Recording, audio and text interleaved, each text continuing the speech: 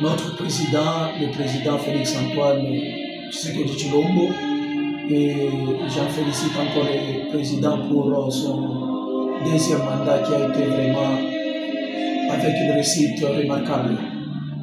Ce que je vais demander au président de la République, le président c'est un enfant de Dieu, le président c'est un chrétien, et comme il a le souci d'apporter une nouvelle compréhension des choses par rapport à la gestion de notre pays, je lui demanderai une chose. Il y a des quotas qu'on va donner pour le parti politique, il y a des quotas qu'on va donner pour le chef coutumier.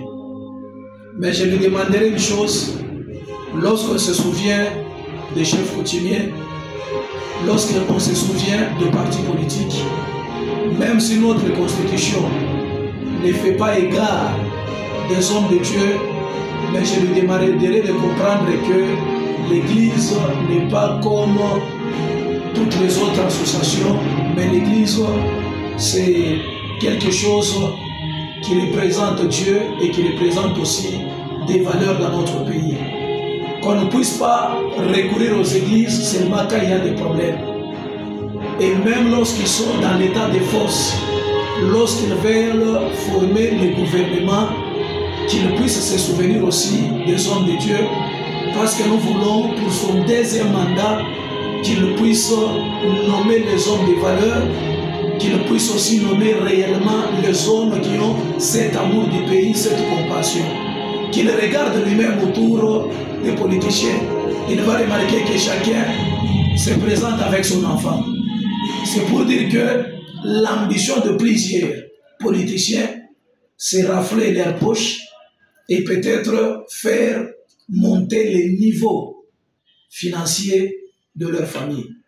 Mais nous, en tant que les hommes de Dieu, ce que nous voulons, c'est le bien-être des Congolais, le bien-être des enfants de Dieu. Les veuves, c'est nous qui les gérons au quotidien. Les orphelins, c'est nous qui les gérons au quotidien. Ceux qui ont des problèmes dans leur mariage, c'est nous qui les gérons au quotidien. Et nous connaissons la souffrance du peuple congolais parce qu'avec nos peu de moyens, nous aidons le malheureux. Si le président peut se souvenir aussi des hommes de Dieu dans la formation du gouvernement, ça serait une bonne chose. Parce qu'il y a des gens, il est député provincial, il est député national. Il veut briguer pour être sénateur. Et il fait aussi être ministre. C'est-à-dire, au niveau provincial, il va mettre son suppléant pour se diviser avec lui son salaire. Au niveau national, il met son suppléant pour se diviser avec lui son salaire. Au niveau peut-être du Sénat aussi, s'il passe ministre, il va mettre quelqu'un pour se diviser avec lui son salaire.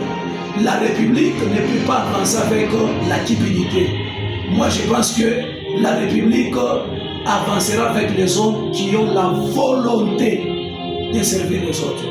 Et la dernière suggestion que je demanderai au président de la République, c'est diviser les salaires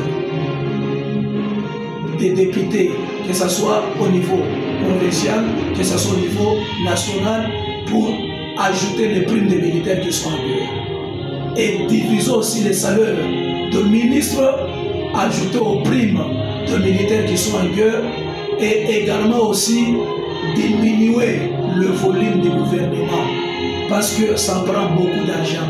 Pour le moment, l'urgence, ce n'est pas beaucoup de ministères, mais pour le moment, l'urgence, c'est la paix à l'est du pays. Et moi, je pense que si un militaire peut être bien rémunéré, il touche bien sa solde, on ne peut pas lui donner l'argent pour se tourner contre son propre pays, il ne le fera pas.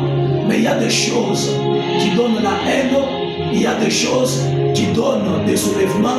C'est quand vous, militaires, vous êtes chef de famille, comme un député, mais les députés touchent 21 000 $, mais un militaire touche par exemple 400 000 $ et 400 000 francs. Vous voyez que ce n'est pas vraiment compatible. Je demanderai au président de revoir sur l'émolument, les émoluments de députés. Parce que si aujourd'hui la guerre entre au pays, il n'y aura pas de députés. Si aujourd'hui, la guerre entre pays, il n'y aura pas de ministre.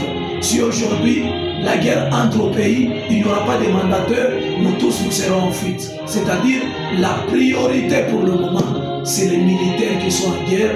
Ils doivent être rémunérés, encouragés. Ils doivent recevoir des primes comme il faut.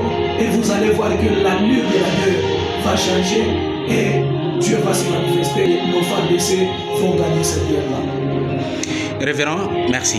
Merci, je vous remercie. Mes salutations à tous les Congolais, mes salutations à nos frères de l'Est.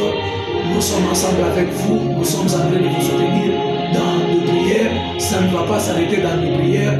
Nous sommes en train de nous organiser pour voir comment nous pouvons vous aider même avec le minimum.